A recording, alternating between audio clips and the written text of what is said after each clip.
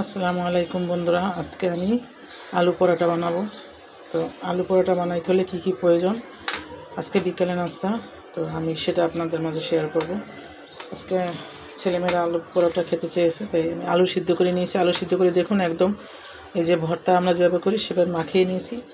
আর এখানে নিয়েছি আমি একটা ডিম, এই যে একটা ডিম, ধনেপাতা কুচি, পেঁয়াজ একদম ছোটো ছোটো করে কুচি কুচি করে নিয়েছি এবং মরিচ।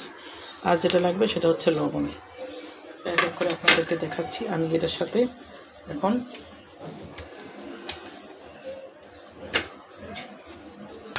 ডিমটা নিয়ে নিলাম এবং এই ধনেপাতা, মরিচ, পেঁয়াজ সব নিয়ে নেব।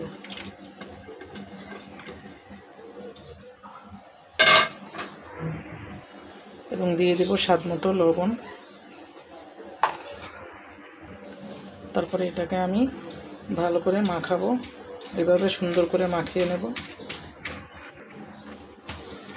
এবার আলু এটার সাথে মাখিয়ে নেব, ভালো করে মিক্স করে নেব, সুন্দর করে একদম পারফেক্টভাবে মেখে নিতে হবে। এবার আমি এখানে একটু একটু করে আটা নিয়ে মাখাবো।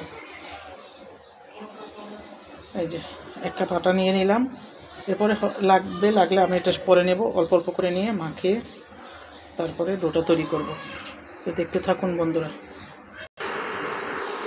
এই যে আমার ডোটা বানানো হয়ে গেছে বন্ধুরা, ডোটা পুরো রেডি। এখন আমি পরোটা বেলবো এবং ভাজবো, দেখতে থাকুন।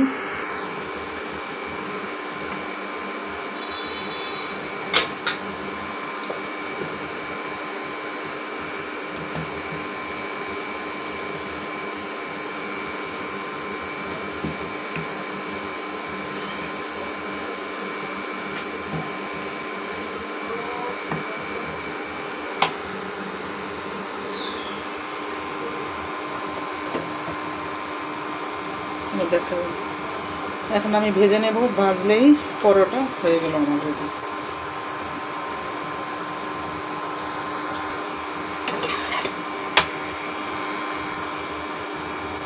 একটু তেল দিয়ে দেব, সামান্য, বেশি তেল প্রয়োজন হবে না, অল্প অল্প তেল দিয়ে ভাজলেই হবে।